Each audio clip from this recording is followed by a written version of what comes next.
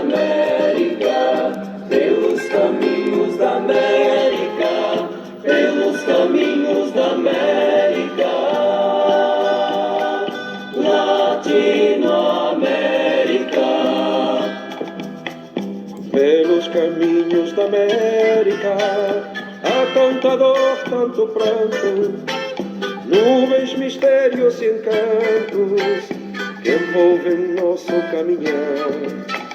Há cruzes beirando a estrada, pedras manchadas de sangue, apontando como setas que a liberdade é pra lá. Bom dia, amigos e amigas, bom dia, senhores e senhoras. Eu sou Daniel Nonato. Obrigado a você pela presença em nossa live matutina. São exatamente 8 horas e 4 minutos em nosso relógio. Lembrando a todos e a todas que hoje é dia 9 de setembro de 2020, aniversário do meu sobrinho Raí, 16 anos. Olha só que tempo passou, né? Já são 16 anos que o moleque existe aí, dando trabalho, dando alegrias e sendo quem é. Parabéns aí, meu sobrinho. Deus possa te conceder a graça de uma idade agora da eleição. Já pode tirar o título de eleitor para votar, já pode já. Lembrando a todos e a todas ainda que vivemos um tempo onde a censura existe. A gente olha aí no sentido da censura em 2 pontos. Primeiro ponto, semana passada o Frias, né, Marcelo Frias, fez uma peça publicitária para o SECOM, Secretaria de Comunicação da Presidência, dando ênfase ao heroísmo do povo brasileiro, e um texto ruim, uma propaganda ruim, um erro na visão de quem é técnico, né, um erro na propaganda, né, e aí simplesmente ele foi envenenado, violentado, tratado mal, foi colocado como um grande vilão por ter feito uma paródia sobre essa propaganda, incluindo que acusá-lo o Adnet, né, Marcelo Adnet, de ter usado criticado os pracinhas, criticado os heróis brasileiros, quando na verdade a gente tem aí uma paródia. Isso é o primeiro ponto. Agora, quando eu falo da segunda censura, ontem, por exemplo, o Dallagnol, ele é um agente público, um agente de Estado, e ele fez algumas postagens contra o seu Renan Calheiros, quando Renan Calheiros era possível candidato à presidência do Senado, e isso, em 2019, ele causou um processo. O que aconteceu? Ontem, bateu-se um martelo, dizendo que um servidor público não pode emitir opiniões.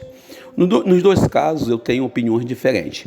Primeiro, a questão do Marcelo Adnet, né, o ator, o comediante, eu acho que é a liberdade total, já visto que a paródia ao poder público, a paródia ao governo é algo que nos ajuda a interrogar-se, a pensar.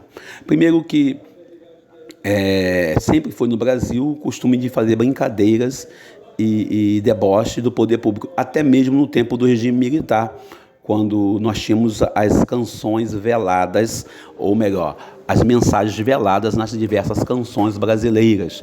E a gente cantávamos isso, quem não conhecia a linguagem não sabia.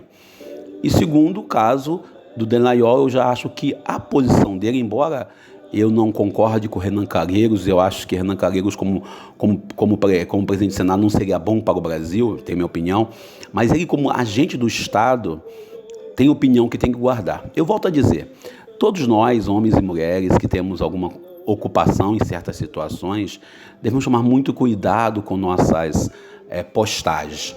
Não dá para a gente poder sair por aí postando o que quer, o que pensa. Por exemplo, a gente tem que evitar constrangimentos.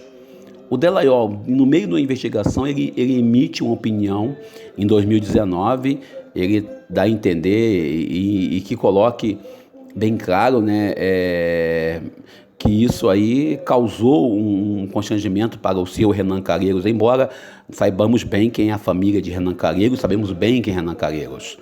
Ele é um agente público, é um agente do Estado. Por exemplo, tem postagens que eu não posso publicar, tem piadas que eu não posso contar, né? Por mais que às vezes a piada seja piada, não fica de bom tom para uma pessoa que se diz ter fé contar certas piadas, né? E aí eu estou olhando um exemplo de uma piada. A questão do Marcelo Adnet, né? Ele fez uma crítica à SECOM, um deboche, uma piada, parodiou, né, o caso da propaganda, paga com nosso dinheiro.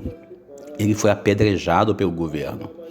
Nós devemos saber muito bem aonde nós queremos parar.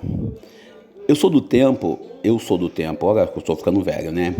Eu sou do tempo em que a gente podia fazer piada com o governo, podíamos zoar o governo, podíamos brincar, né? Zoamos muito o governo Sarney com os seus pacotes, com a Sunab, fiscal da Sunab, era uma grande piada, né? A gente zoou muito o Collor com aquela mania de aviões, dar um de superatleta, né?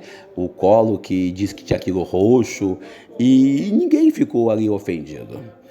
E nós também zoamos muito o Itamar com aquele topete maravilhoso que ele tinha, né? O presidente Itamar. O topete de Itamar era um topete venerável, né? E quando aquela mulher foi dizendo a namorada dele, estava pelada, sem calcinha, na Sapucaí, também foi outra debochada, e nem por isso perdemos o senso de humor. Quando entrou o presidente do FHC entrou 2 mandatos, nós brincávamos muito com a fala dele, falava, a gente brincava que ele falava enrolado, né? Se não dá, isso não é possível. E ninguém se ofendia. Quando entrou o governo Lula, nós também brincávamos. Nunca na história desse país houve tantas piadas com a esquerda como no tempo do governo Lula. E quando entrou a Dilma, a saudar mandioca até hoje fica, engarrafar vento, exportar vento, ou seja, então eu estou falando do Sarney para cá porque na época eu ganho consciência, né? Do governo militar, as piadas havia, mas eram piadas censuradas, eram coisas que eu também não lembro porque eu não sou desse tempo. Contudo, eu estou falando desses presidentes todos para dizer o seguinte: era permitido você debochar do poder público. A democracia era você dar esse direito.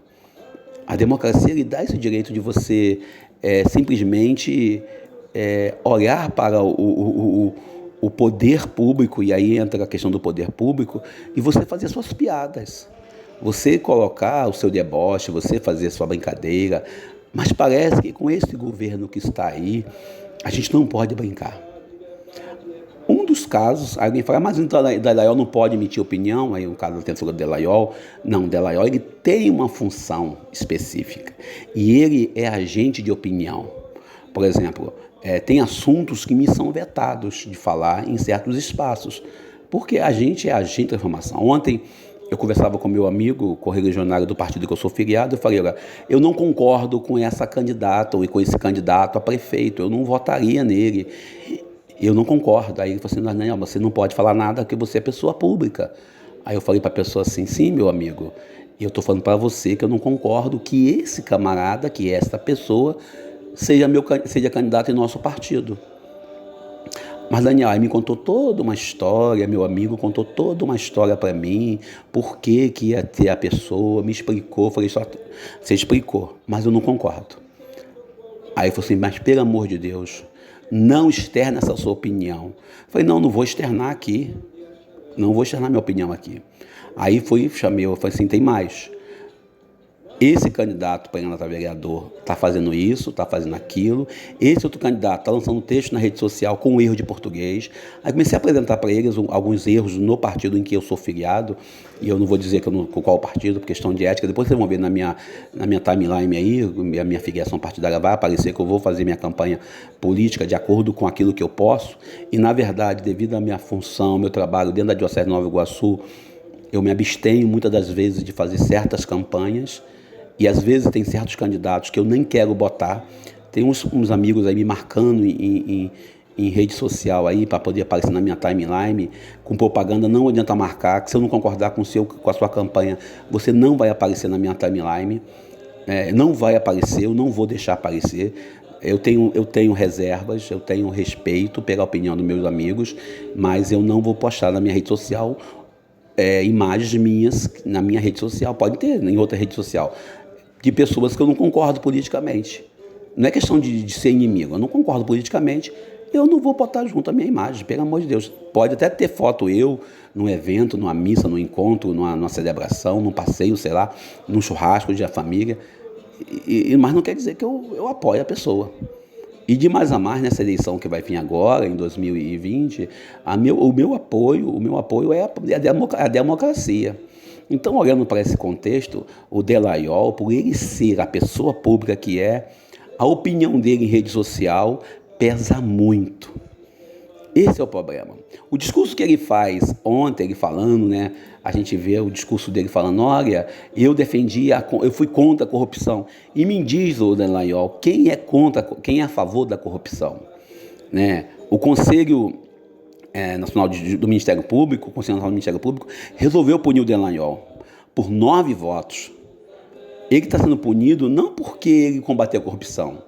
Ele está sendo punido porque ele influenciou um resultado de uma eleição no Senado. Esse é o problema.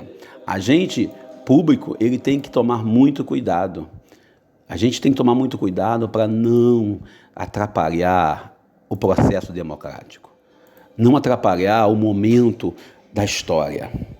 Vivemos hoje, se você fizer uma piada com o presidente Bolsonaro, você apanha. O pessoal critica, te colocam na parede, te chamam de esquerdopata, te esculacham. Nunca na história desse país, parodiando o Lula, né, o ex-presidente Lula, nunca na história desse país, nunca houve tanta polarização da política. Mas há quem diga que eu estou equivocado, que eles estão combatendo a corrupção. Ontem mesmo, hoje pela manhã eu vi uma postagem de uma pessoa no WhatsApp dizendo, olha, na época do regime militar não tinha corrupção. Aí eu mandei para a pessoa assim, tem um link aqui de um site, que também não vou falar, que apresenta 10 casos de corrupção. Pesquisa no Google, vocês vão ver, de corrupção no governo militar. Aí a pessoa me responde, mas esse site é esquerdista. Então quer dizer que se a pessoa não concorda comigo, é meu inimigo? Bom, é maturidade, é algo que nós temos que ter em nossa caminhada política, social em nosso país. O seu direito de discordar da minha opinião é total. Por isso, curta nossa página, curta nosso canal, dê like, se inscreva. Se não concorda, pode publicar que não concorda, democracia é isso. E vamos sempre respeitar os agentes de saúde que estão aí trabalhando. Também meu abraço especial para o meu amigo Luciano Bahia, né, meu amigo aspirante ao diaconato, Luciano Bahia, aqui da Posse, teve Covid, está se recuperando, ele e a família, que Deus possa curá-lo nesse momento. E vamos dar um grande abraço virtual em todos os agentes de saúde, amigos, conhecidos, que se expõem, se colocam em risco para nos ajudar a cuidar da vida diante de uma pandemia. Quem puder, fique em casa e vamos juntos, sempre em comunhão, respeitando a opinião dos outros. Pelos caminhos da América, a mãe gritando qual louca. Lembrando que o evangelho de hoje, o evangelho de Lucas, capítulo 6, versículos 20 ao 26, é o famoso sermão da planície. Sabemos que os evangelhos sinóticos são 3, Mateus, Marcos e Lucas, sendo que Lucas ele traz a bem-aventurança apenas em 4. E acrescenta o ai de vós, segundo alguns estudiosos, quase não sai, né? Estudiosos, na verdade, Jesus traz um especial relevo à questão do pobre. Então, Jesus era comunista, não é isso? Jesus traz especialmente o contexto falando sobre a necessidade de valorizar. Ele traz as 8 bem-aventuranças em Mateus, em Lucas traz 4. Mas em 4 ele não está reduzindo as bem-aventuranças. Mateus capítulo 5, versículo 1 a 12, Jesus ele traz para a gente uma mensagem única, que nós precisamos olhar para o sentido pleno da vida. A gente como comunidade, às vezes olhamos para a bem-aventurança e gostamos muito de valorizar no sentido da pobreza simbólica. Felizes vós que os pobres, que o vosso é o reino de Deus. Ou seja, essa teologia essa ideia que ser pobre era ser o reino de Deus e aqueles que eram ricos já iam para o inferno, também não pode ser pregado a ferro e fogo. Mas oremos bem que para muita gente a única riqueza que ela tem é a fé. Por isso que a religião, talvez aquilo que Marx coloca, o ópio do povo, talvez seja o único valor que nós temos. Talvez seja o único valor que nos dá reforço. Feliz agora vós que tendes, fome porque sereis saciados. O Evangelho traz duas novidades para a gente, que fala da fome. Agora, que fome é essa? A fome de justiça, a fome de comida, a fome de direitos, a fome de liberdade, a fome de ir e vir. Vivemos um tempo de pandemia, muitas pessoas reclamando, dizendo que não conseguem sair de casa porque vivem numa situação de risco. Tenho amigos que têm problema de saúde que não podem, não devem sair de casa porque tem problema. Por exemplo, um amigo nosso tem um problema sério no pulmão, ele tem um pulmão dele comprometido e ele vive o terror. Ele vive o terror de si, ele fala, se eu pegar o coronavírus, eu estou ferrado. Ele fala, Daniel, se eu pegar o coronavírus, eu vou morrer. E a gente fica olhando para esse sentido, falando bem, essa pessoa tem fome de uma cura para essa doença. E a fome que nós falamos tanto, é a fome que nos motiva a viver, a fome de vida. Jesus ainda traz claramente, é um evangelho da esperança, feliz agora vós que chorais, porque é a vez de rir. Aquele famoso Salmo 29, o choro pode durar a noite, mas a alegria vem pela manhã. A gente, quando para pensar, esse evangelho é dividido em duas partes, uma parte que traz a bem-aventurança e o sofrimento, depois Jesus traz a esperança, alegrai-vos, exultai, porque será no céu o grande recompensa. Mas aí entra Dom Adriano Hipólito, nosso bispo, terceiro bispo diocesano, que diz pra gente que não podemos esperar que o céu venha daqui a 30, 40, 20, 40, 50, 100, 200 anos. Devemos construir nessa cidade, nesta realidade, já o céu. Nós devemos construir nesta realidade humana já a vida plena. Não tem como a gente pensar num céu fora da realidade. Não podemos trabalhar com o céu numa visão simbólica. Ela tem que estar dentro da vida real, dentro do contexto da vida. Deus nos ajude e nos abençoe, que possamos ser felizes, possamos viver essa boa nova plenamente, aonde o reino de Deus é o projeto principal e primeiro. Deus nos ajude. São exatamente 8h21. Obrigado a você pela presença fraterna em nossa live. Bom dia, eu sou Daniel Nonato. Se inscreva no nosso canal, faça seu comentário, fique à vontade. Democracia é isso, nada de censura. Show censura. Seus filhos mortos levados na noite da tirania, mesmo que matem o dia, elas jamais calarão. Pelos caminhos da América, no centro do continente, marcham punhados de gente com a vitória na mão.